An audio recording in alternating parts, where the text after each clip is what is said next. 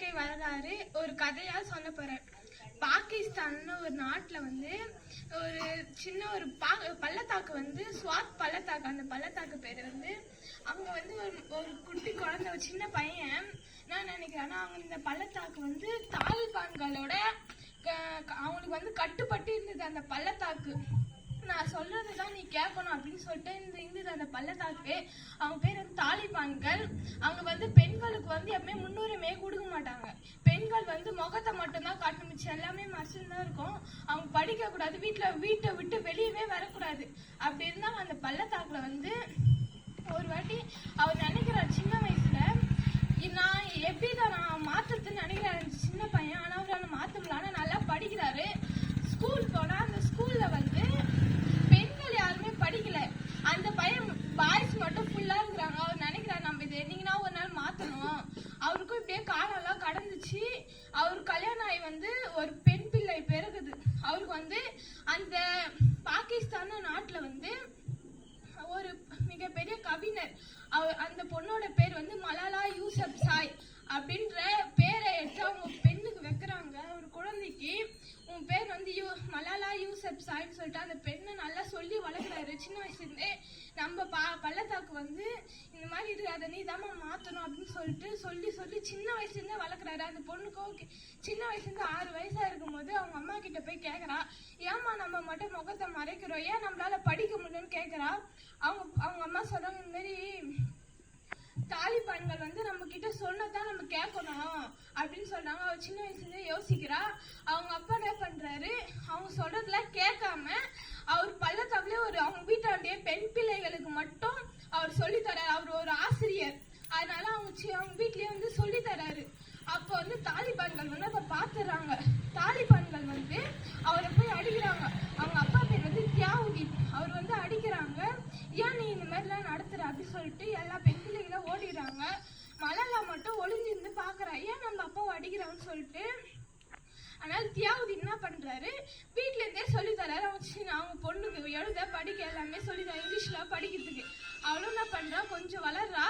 ஒரு 18 வயசுல என்ன பண்றா, அந்த நாட்டுல ஹெலிம் அவர் பேர், அவர் என்ன சொல்றேன்னா ஒரு நோட்டீஸ்ல சொல்றாரு, உங்க ஊர்ல எதுனா ஒரு பிரச்சனை இருந்தா நீங்க இதுல நோட்டீஸ் மாரி அவங்க ஊர் பக்கத்துல இருக்க இந்த பாக்ஸ்ல போட்டா நான் கேட்பேன் அப்படின்னு சொல்லிட்டு சொல்றாரு. எழுதி போறா. அதை படிக்கிறான் மலாலா. வீட்டுக்கு போயிட்டு அதை பேப்பர் எடுத்து எழுதுறான். நம்ம அந்த ஊர்ல நாளா இருக்குதோன்னா நான் கஷ்டம் இருக்குதோ, தாலிபான்கள் எங்களை இந்த மாதிரி பண்றாங்க அப்படின்னு ஃபுல்லா எழுதி தினமும் போடுறா. அவர் ஒரு நாள் அது படிச்சு பாக்குறாரு. அவருக்கு புரியுது, இந்த மாதிரி இந்த பள்ளத்தாக்குல இது மாதிரி அநியாயம் நடக்குதுன்னு சொல்லிட்டு. ஒரு நாள் தாலிபான்களை நல்லா திட்டுறாங்க. அவங்க சரி நான் பண்ண மாட்டேன்னு சொல்றாங்க. ஆனா மறுநாள் அந்த தாலிபான்கள் மலாலா தான் எழுதி போட்டுச்சுன்னு கண்டுபிடிச்சிட்டாங்க. அவங்களாம் போயிட்டு பிறகு தாலிபான்கள் என்ன பண்றாங்க, எல்லாரும் நிக்க வச்சுட்டு யாருங்க மலாலா, யாருங்க மலாலான்னு எல்லாரும் கேக்குறாங்க. மலாலா என்ன சொல்றா, நான் தான் மலாலா, உனக்கு என்ன வேணும்னு கேக்குறா. அவங்க என்ன பண்றாங்க, எதுவுமே பார்க்காத துப்பாக்கி எடுத்து சுட்டுறாங்க அவளை. இவளுக்கு கண்ணை கட்ட இங்க போய் பட்டு பின்னாடி வழியா போயிடுது. மலாலாவுக்கு ரொம்ப ரத்தமா கொட்டுது. ஹாஸ்பிட்டலுக்கு இன்னும் போறாங்க. அவங்க பள்ளத்தாக்க விட்டு வேற பள்ளத்தாக்கிட்டு போறாங்க. அவளை செய்திலாம் போடுறாங்க, இவளுக்கு இது மாதிரி ஆயிடுச்சு அப்படின்னு சொல்லிட்டு. முதலமைச்சர் என்ன பண்றாரு, தாலிபான்களை அடியோட அழிச்சிடுறாரு. மலாலாவுக்கு ரொம்ப ரத்தமா கொட்டுது. ஹாஸ்பிட்டல்ல சரியாய் பிறகு அந்த முதலமைச்சர் என்ன பண்றாரு, அவருக்கு எல்லாமே பண்றாரு. இந்த மாதிரி தைரியமா நீ எழுதி போடுறியே அப்படின்னு சொல்லிட்டு. மலாலாக்கு என்னன்னா இத்தாலியில இருக்க ஒரு பல்கலைக்கழகத்துல படிக்கணும்னு ரொம்ப நாள் ஆசை. அவளும் என்ன பண்றா, போய் படிக்கிறா, நல்லா படிக்கிறா. சில நாட்கள் கழிச்சு வரா. அவங்க ஊர்ல தாலிபான்கள்னு ஒரு இடமே கிடையாது.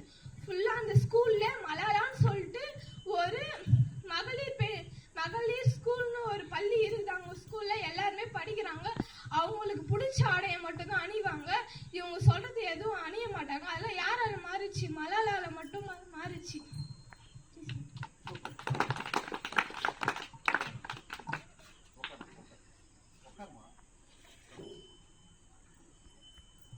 ஏன் மலாலாவை பத்தி தேர்ந்தெடுத்தீங்க? அவங்க தைரியமா எழுதி போடுறாங்க சார். நான் பயப்படணும், அவங்க சுட்டுட்டா கூட அவங்க பயப்படாத, அவங்கள எதிர்த்து போய் படிக்கிறா சார். அதான் மலாலா அப்படின்றவங்க ரொம்ப சின்ன பிள்ளை, சரிங்களா? அப்போ சின்ன பிள்ளையாக தான் இருக்கிறாங்க. தாலிபன்கள் அப்படின்றவங்க வந்து பார்த்திங்கன்னா வந்து ஒரு தீவிரவாத அமைப்பை சார்ந்தவங்க, சரிங்களா? அவங்க என்ன பண்ணுறாங்கன்னா ரொம்ப ரெஸ்ட்ரிக்ஷன்ஸ், பெண்கள் வந்து படிக்கக்கூடாது, அவர்கள் இப்படி தான் இருக்கணும், சில வேலைகளுக்கு போகக்கூடாது, அவர்கள் வீட்டில் தான் இருக்கணும், அந்த ஆடை கட்டுப்பாடுகள், இந்த மாதிரி பல்வேறு பிரச்சனைகள் இருக்கக்கூடிய இடமா தான் அது இருந்துச்சு. கேட்கறதுக்கே ஆள் இல்லை, ஏன்னா கேட்டால் சுட்டுடுவாங்க. ஸோ தாலிபன்களுக்கு பயந்தே வந்து பல ஆண்டுகளாக அடிமையாக இருந்தாங்க, புரியுதுங்களா? ஆனால் ஒரு பெண் எவ்வளோ தைரியமாக வந்து கேட்டாங்க, சரிங்களா? தன் உயிரே போயிடுச்சு, ஆல்மோஸ்ட் அவ்வளோதான் நினச்சிட்டாங்க.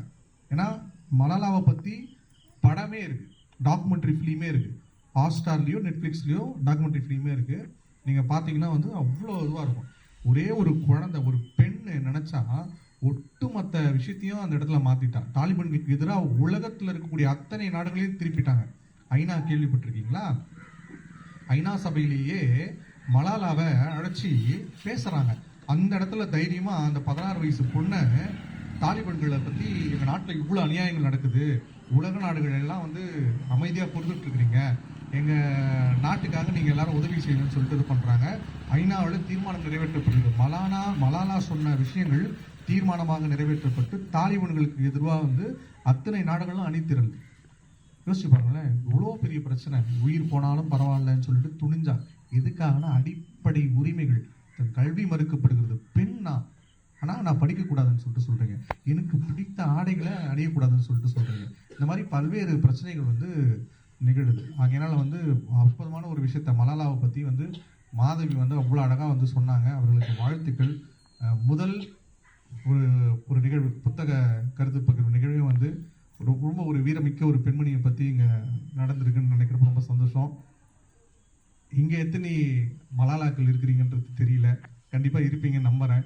ஆமாம், மாதவிக்கு வாழ்த்துக்கள்மா, ரொம்ப மகிழ்ச்சிமா, வாழ்க வளமுடன். நன்றி.